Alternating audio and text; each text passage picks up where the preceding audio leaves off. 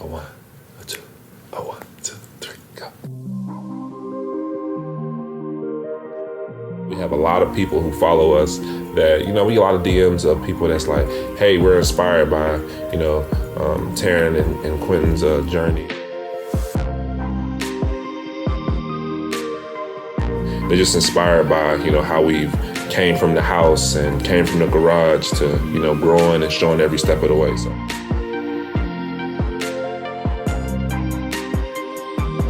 This is a story of just more inspiration. If you're feeling down, if you're feeling like you're about to give up, well, I need you to listen to the story. Stay tuned.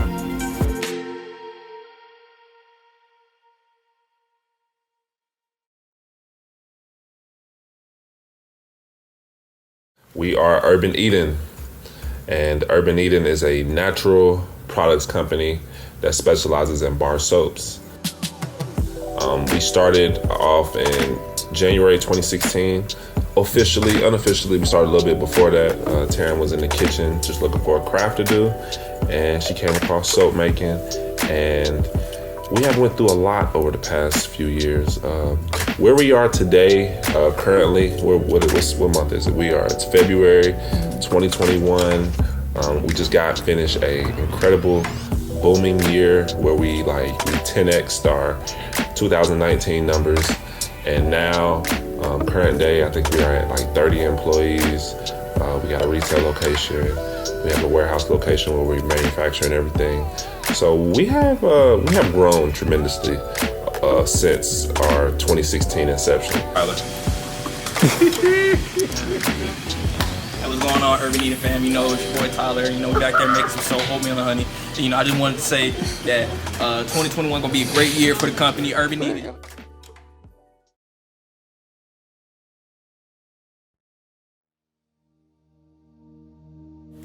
So while I was in Destin, Quentin was still back at home. I received a phone call from somebody who had already used our soaps, our activated charcoal soap, one of our most popular soaps.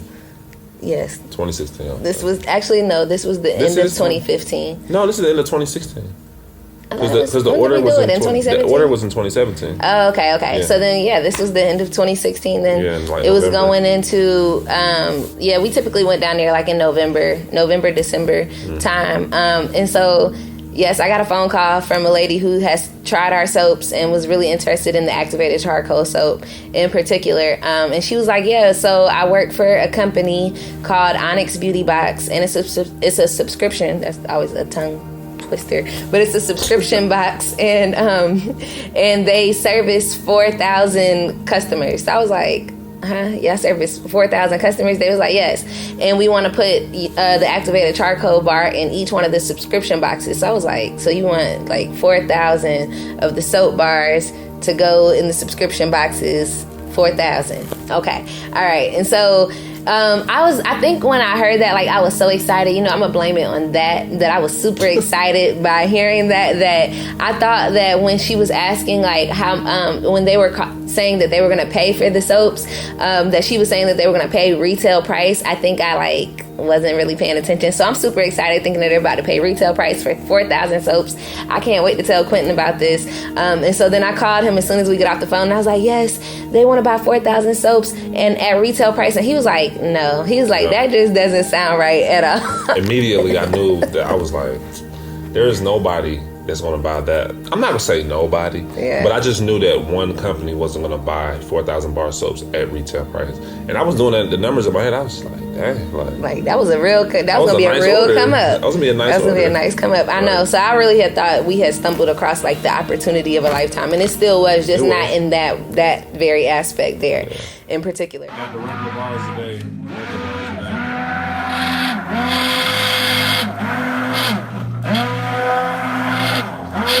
I didn't know per se how I was going to make 4,000 bars of soap, because that wasn't something that we had done. I was really only using 7 of our regular wooden soap molds that we have currently. So I wasn't making that much soap on a regular just production scale in general. But I knew that it was something that I still wanted to accept because I had looked up the company, OnyxBox, and I saw that they had a big following on Instagram, and that they were a pretty legit company. So I just saw it as like that opportunity that even though I didn't know exactly how I was going to meet the challenge, it was a challenge that I wanted to take on. So that was something that I was excited to do. I just knew we were going to do it regardless. Oh, no. We wasn't going to say no. Like, we were going to do it. I mean, we had no other choice. I think around the time, because remember, after you had a conversation with him, it was a big old gap. Yeah. We was like, because we hadn't heard nothing from them. Yeah, we just didn't hear anything. We didn't hear nothing from them. We were just like, it was just like a limbo. And we knew that they wanted us to be in there like their April box. But we didn't hear nothing from them for a minute. It wasn't until we was at the farmer's market. They gave you the call, you answered. And they was like, yo, basically, can you get this done? And like, because I think they waited so long since that initial call. And they was like, you got like 4 weeks. Can y'all do it in 4 weeks? And you was just like,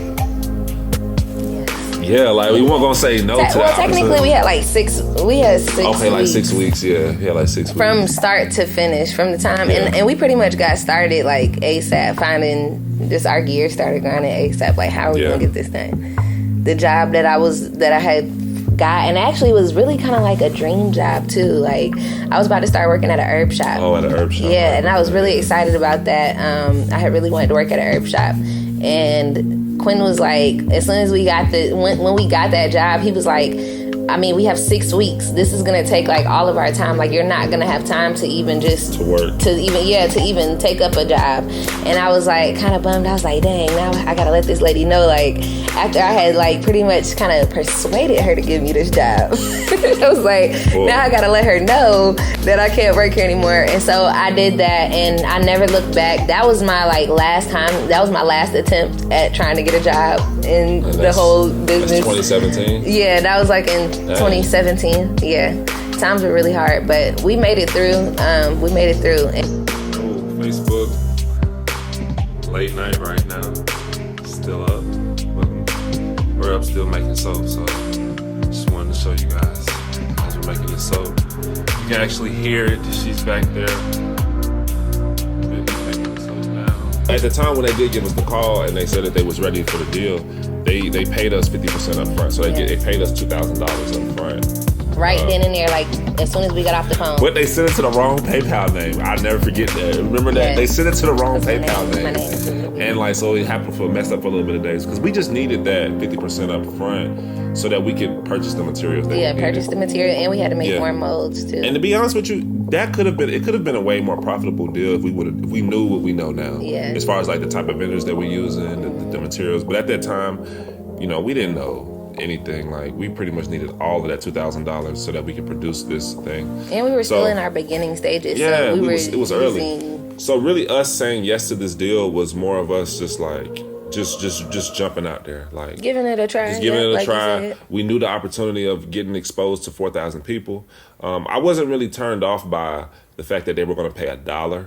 I just knew that this was a good opportunity. It was a good opportunity. I was like, okay, even though this is way below our cost, this is a good opportunity to do. And then too, like, I think that $220 cost of a bar was a lot of our labor. Mm-hmm. So basically, I'm calculating it like we just need the materials. But the labor was ridiculous. And the labor is gonna be free. We gonna have free labor. It's gonna be that me, was some ridiculous. Anybody Ishmael, that would help. Like, everybody was helping. So, 15-year-old sister is out of school next week, so yeah, we're getting started next week. Our siblings are gonna help us, and just other friends are gonna help us to fulfill this. I mean, this is just part of. This is just a part of it. We need help making the soap. We need help wrapping the soap. Yeah, wrapping the soap is gonna be a killer, because making soap is actually so easy. It's like baking cake. Honestly, you're just mixing oil and lye, and all you're doing is just pouring them into the molds, and the molds do the job. Like master batch. Yeah, just master batching them, and then just doing it like that.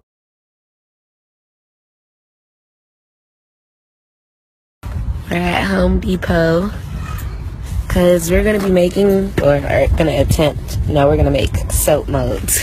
Taste it over it. So yeah, we got to figure out how to make a soap mold, because we have to make 4,000 soaps and we need a lot more mold. But I'm excited nonetheless. It's a challenge. It should be cool making soap molds. Should be really One of our first things that we got into doing was we had to create the molds pretty much. We had to create the molds, and we had to create a schedule to know how we were going to get that amount done. Nonetheless, it's a challenge. It should be fun making soap molds. Should be really good. At Home Depot, they actually cut the wood for you, so that's a plus. That saves some of the labor. We just got to put it together. Hey, we're at Home Depot. I have a we were only producing like 100 bars at a time. Yep. We were only producing like 100 bars at a time. So we knew we needed to create more molds. We knew we needed at least to do like more soap. We needed more molds, and we knew that molds cost like $20 a mold from the person that we were getting from. We did not have that kind of money. And we didn't have that, and I think we needed like a grand total of 30 molds, and we didn't have that money. So that's when our mentor Craig, that's when he came to the rescue and was like, yo, like, we can make the molds. And I was like, we can make the molds? Got a little bit left over?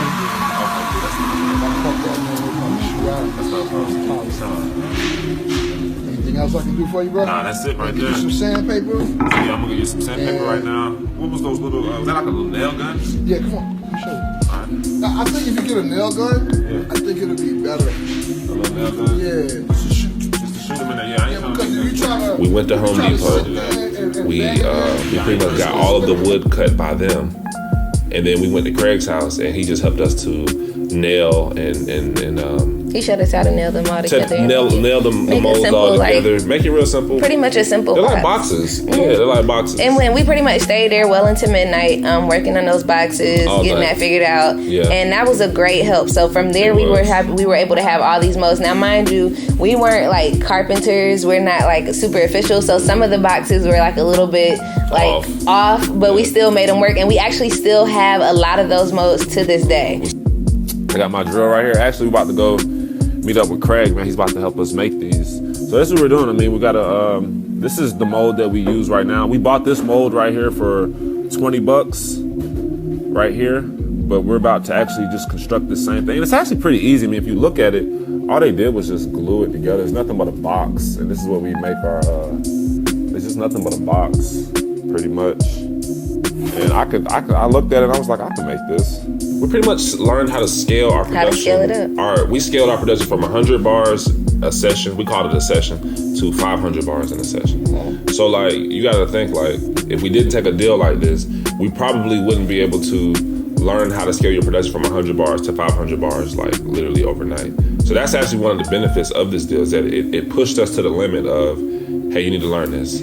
Overnight, we went from 100 to 500 bars. I think that was one of the greatest benefits. I think that is one of the greatest benefits. It was a learning lesson. Because I remember the first night when we did production, so we tried to master batch.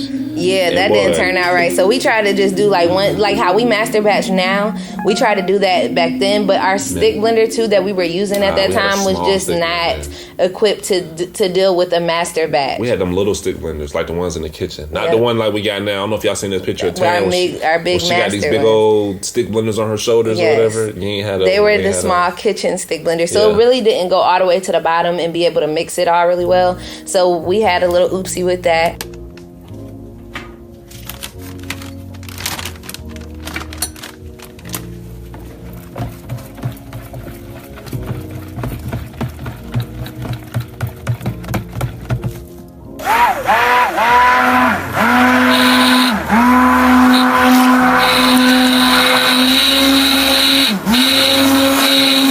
But from there, we just pretty much just started making the batches single-handedly. But we had like a really efficient system. But it was literally a matter of waking up for the next 4 to 5 weeks. It was literally a matter of waking up, going and making soap, spending all day doing that, cutting. It's really our same process today. Waking up, cutting our soaps from the day before, making more soap. So spending all day doing this, then going to bed super late at night, and then waking up the next morning and cutting soap, and then making soap again. This was literally the process every single day. Probably about 2 weeks. For the next couple of weeks. Well, I'm talking about for the production part. For the production. When we didn't get to the part when we wrapping the soap, because the production part,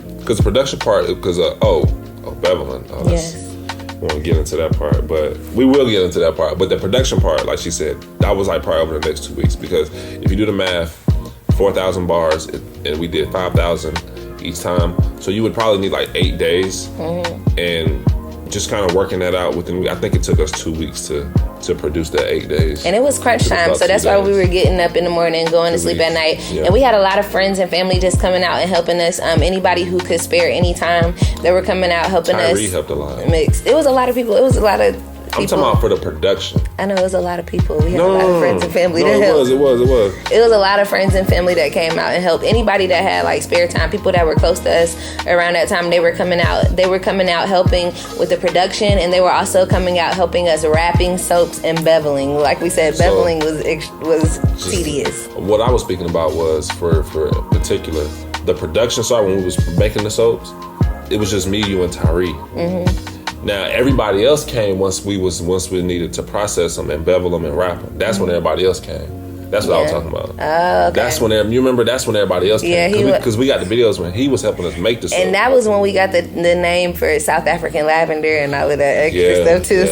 It was a lot of things that came out of that. But we did have, just that was one of the greatest benefits that we had was the community aspect of people coming out and helping us. And at that time we didn't have any money, so people weren't coming and helping for money. They were just coming and helping us to achieve this goal. Not only that, but we documented a lot of our work, so just showing us getting up. We were going we were doing Facebook Live, Instagram Live, just showing us having like late night soap making sessions. So people were just staying up with us. And if you guys have been following us this whole time, then some of y'all might remember when we were doing that, waking up in the morning and going to sleep at night, just focused. Our whole world was focused on making that 4,000 to Cali.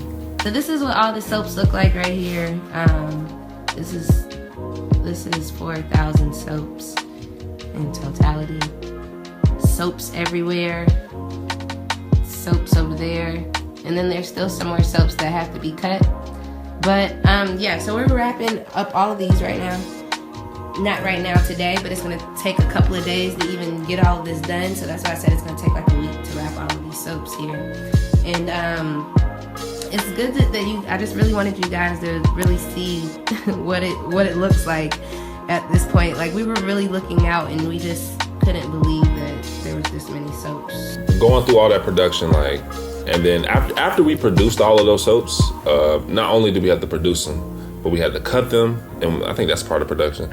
But we had to bevel the soaps. Yes. That was something that we did. That was shaving the soap. Yeah. So literally taking the soap and going against the beveler like this. Yeah, I was using scissors back then. Oh, actually, that's what we were using, scissors. No wonder why my thumbs was hurting. Yes. So yes, we were taking scissors like how you peel potatoes pretty much. That's what we were doing with literally all of those 4,000 bars. Each one of them had to get beveled because that was just a part of our process. It is no longer a part of our process. No longer.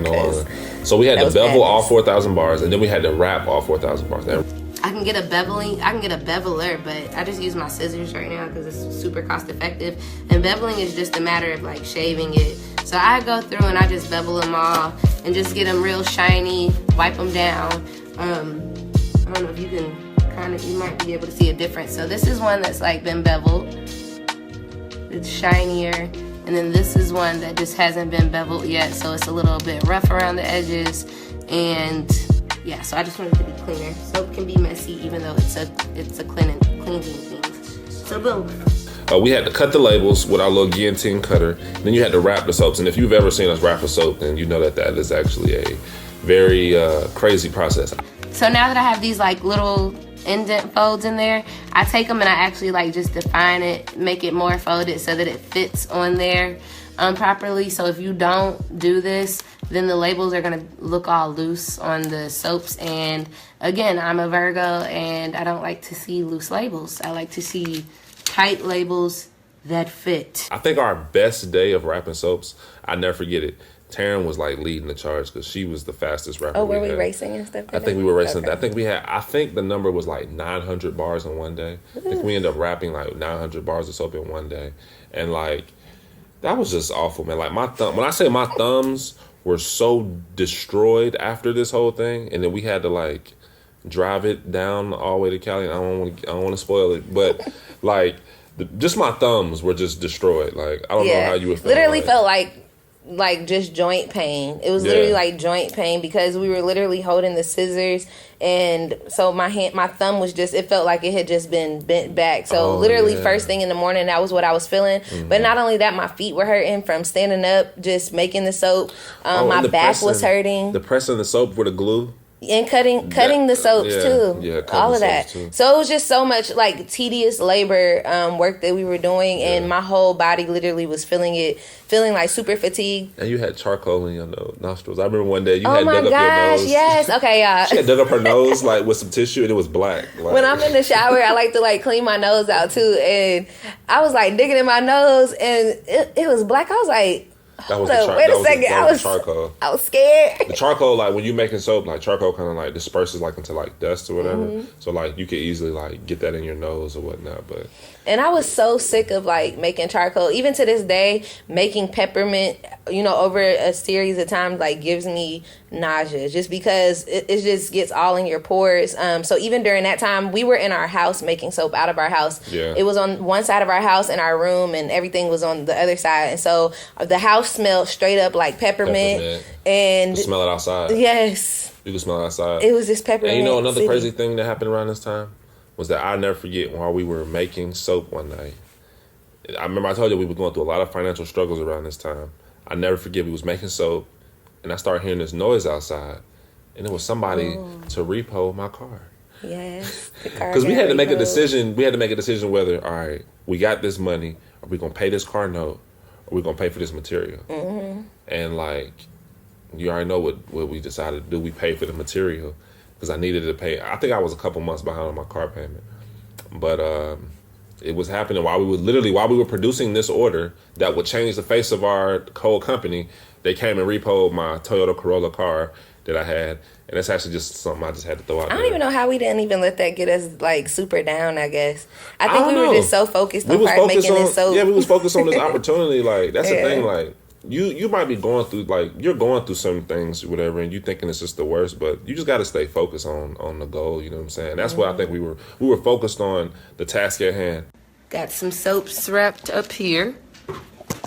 This is the finished product. This is what it looks like once it's good and wrapped. Yeah.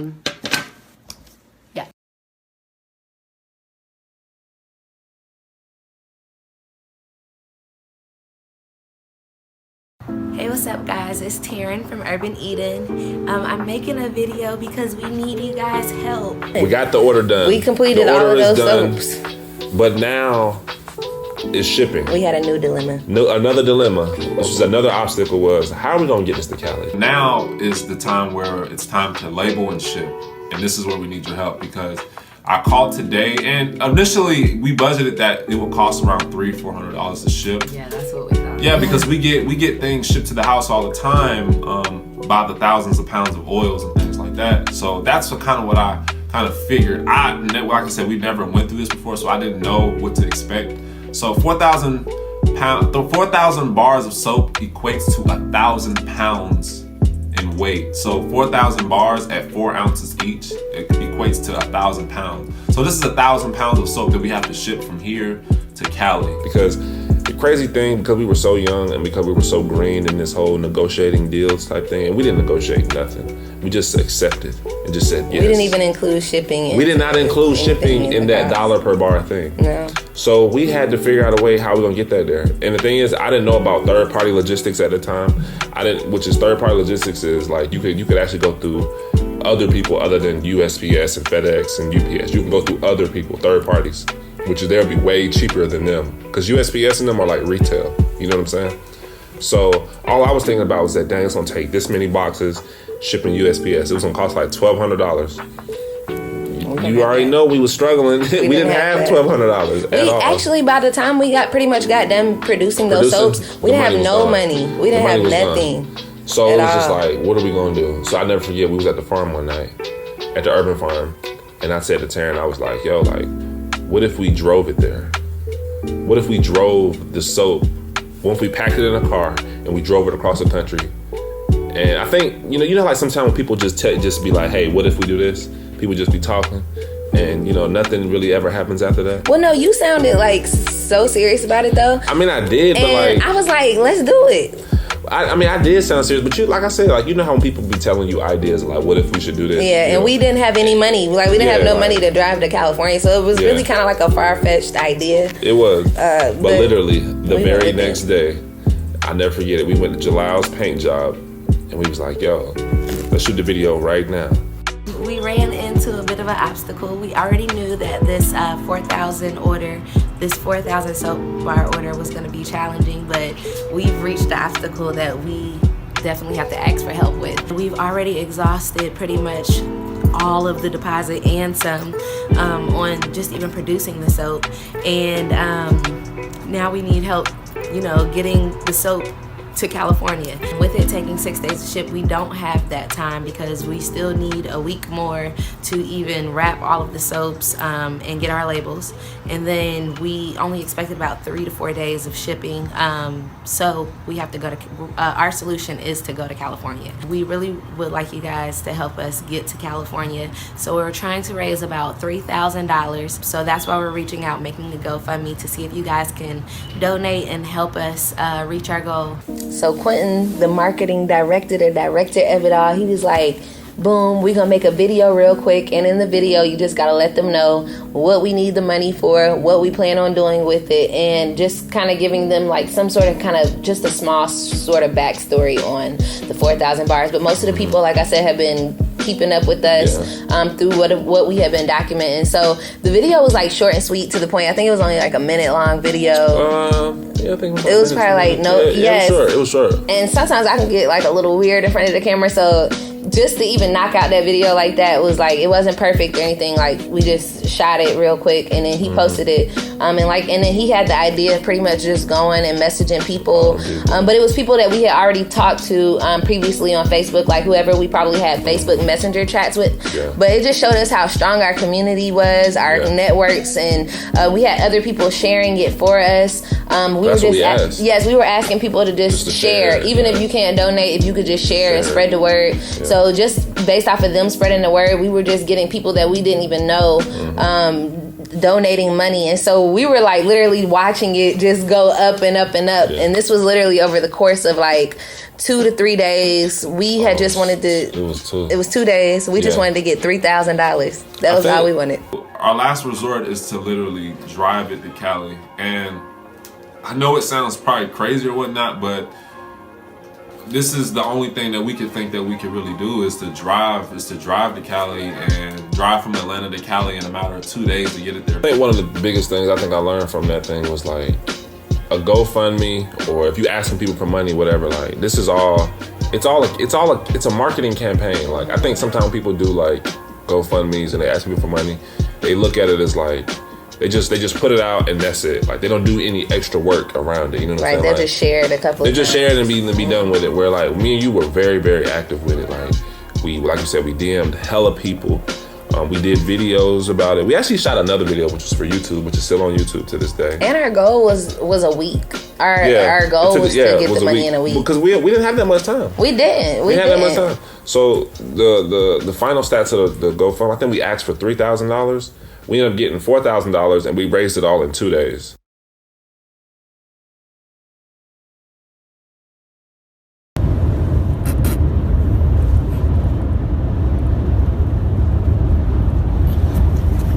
We rented what year was that? 2017 Ford Expedition. Expedition, yeah. We rented a big old Ford Expedition. Like I said, it was me, you, and Ishmael, so that we can drive. So we drove. So we pretty much got the money. We put all of those soaps in that trunk. We got a truck because we needed something big enough to be able to carry. Right. Essentially, that's 1,000 pounds of soap. That's when I realized that soap is heavy. Yeah. I didn't know that soap was going to be heavy. Mm-hmm. That because 4,000 bars, each one of our soaps is 4 ounces. When you do the math, that came out to be 1,000 pounds.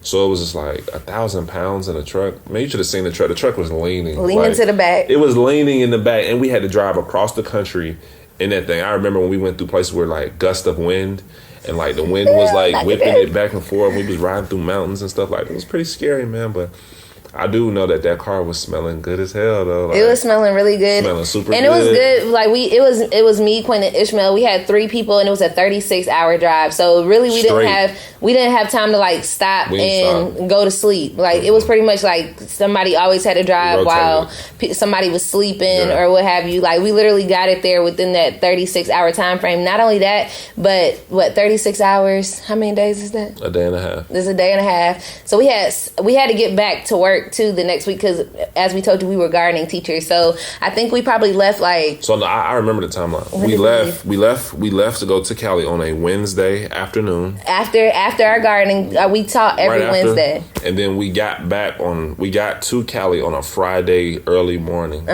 Early morning, like 4 a.m. And hung out there for like a day. We hung out Friday. We hung out Saturday. And then we left on Sunday. And then we ended up getting there Tuesday. like super early, like late Tuesday morning. Yep. Like early Tuesday morning when we got back there. And then back to work on Wednesday. So it was really like it was a mission. It was literally a mission. It was a mission. So we delivered the soaps. I'm excited. Like this is the point that I've been waiting on. I'm so thankful, y'all. Like this mission is freaking accomplished. Like this is crazy. I cannot believe that like I set out to make 4,000 soaps. That they ordered 4,000 soaps, that I overcame the challenge. Like I knew it was a challenge when I first accepted it, but the fact that like it's done now, that the soaps got made thanks to so many people who helped me actually make the soap, and it really, I could not have done this by myself. I just can't say that enough, that I couldn't have done this by myself. Like I had so much hope, even from my husband was like my biggest help, biggest supporter. Definitely helped make this happen. And so Quentin and Ishmael, we rode it out, 32-hour ride. We rode it out, got here. Shout out to Ishmael because I know he's good and tired. He helped us make soap, wrap soap, deliver the soap, and he's even picking up the boxes and taking it where it needs to go. So there's one left here. They're upstairs right now, just clearing off some more boxes, and they'll be back down here in a few. The fact that we was able to experience all of that, was like the best experience of my life. It wasn't about the money. It wasn't about the fact that, because we didn't make any money in the deal. Like there was no money to be made. It was $1 per bar. But I think the experience of the whole thing, learning how to scale your growth, learning how to campaign, learning how to document your journey, learning how to like get people to get behind, what we were doing to donate to the cause. You know what I'm saying? Just negotiating the deal. Like we clearly didn't negotiate a deal, but just going through the whole entire process, I think it taught us so much about business, and I think it set the stage for where we are today. Because actually, if I showed you the numbers of it, like before we fulfilled that order, and after we fulfilled that order, like you could see the growth of our online sales just start to grow. Like right after that, like I think we were probably like doing like $2,000 a month before that order. And I think after that order, like probably like a month or two after that order, we started doing like $5,000-$6,000 a month, in sales after that.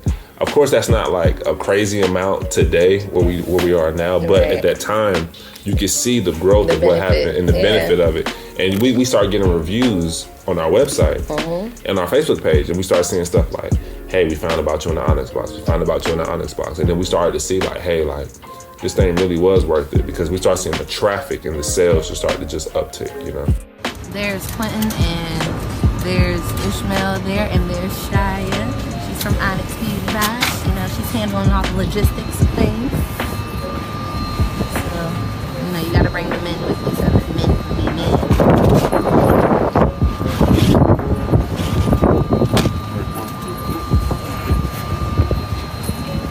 That's the last box.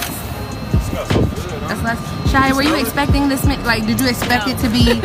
I don't think I did either. When I said 4,000 soaps and I actually saw what it was, I was like, wow, this is like way more than I expected. My favorite thing, like you said, doing the marketing campaign for the GoFundMe to raise that money in a short amount of time was amazing. But to me, that just really was a reflection of the community that we had. So the community support, that was the biggest thing for me, truly, because I really feel like that was why it got done in the amount of time that it got done, was because people came and helped us. Like me and Quentin would have not been able to do that by ourselves whatsoever. And it was literally just us two in the business. And we didn't have a lot at all. So for people to just be able to come out and help us, from people that we didn't know, from our friends and family that we did did know. It was just like an overwhelming amount of love. Like, so that's why I was like, even though we even experienced like hard times such as that, like we just always knew that we couldn't give up because we just always had that support, like people that were just gonna help to continue to lift us up and make sure that we succeeded in the things that we did. And I think documenting the journey was just key to do as well. That's super key. Why people were cool with supporting us. Yes, you got to do that, man. You got to, if you're going to ask anybody for money, like, I would highly recommend that you document what you're doing before you ask. Because if you're documenting it, people can see, you know what I'm saying? But also, driving across the country is another big thing for me.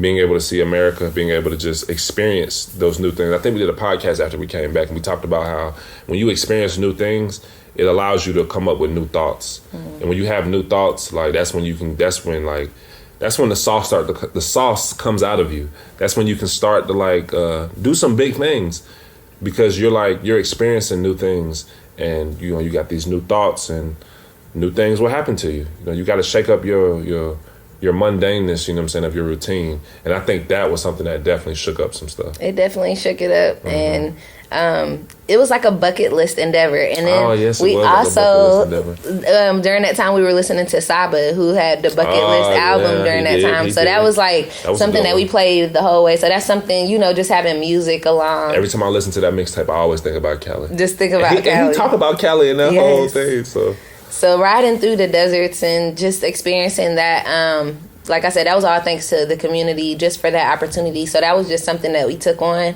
and we still reap the benefits from that to this day. I mean, it's definitely like out here, Long Beach. But that's what I think of. Don't you think of Atlantic Station when you come here, Boo? I'm thankful and grateful to be able to just talk about this moment, because at the time when we was going through it, I didn't think it was ever going to end. I didn't know what was going to happen, but the fact that we was able to just make it through that, I hope that you guys can, if you're going through anything right now, if you have any big projects or some endeavors in front of you, or if you're going through your entrepreneurial journey and you feel like giving up, I hope you can watch this video, hear this story, and then inspire you to just keep on going, not give up, take the risk, take risks. You know what I'm saying? Like, you never know where it would end up, Don't take things just because of money. Like, do things for the love. Like, do things to better yourself. Do things to get the experience. You know what I'm saying? Because if we would have just been like, hey, this ain't enough money, we ain't gonna take this, who knows where we would be? We probably wouldn't have grown after that. But the fact that we took that deal, and that deal allowed us to, expand production, you know what I'm saying, campaign to get people to know about us even more. Make good connections, because even from that connection, we were able to meet the people that worked there, just going to see them face to face, and them knowing that we had drove there. And then I think like a couple of years later, one of the people that we were connected with, we ended up doing like another event where we were featured in their sample bags for like an HBO event. HBO special. So just pretty much making those connections, just actually going the extra mile. Yep. That's pretty much what it seemed like we ended up doing. Like, we had to go the extra mile, literally, to get the job done. And then, it's just, we reaped the benefits from it. And to be truthful and be as transparent as possible, it had its ups and downs. Like, it was some things that we wish we would have done differently, and it was literally like a kind of like an obstacle. It was like a blessing and a curse at the same time. I guess you can put it that way. It was definitely a blessing. It was definitely a good learning experience. But again, just take the risk, y'all. Like, just jump out there, go for it. You never know what'll happen. You know what I'm saying? Like, we didn't know what was gonna happen, but it turned out to be the better. So I think that's it. 4,000 bars. 4,000 to Cali.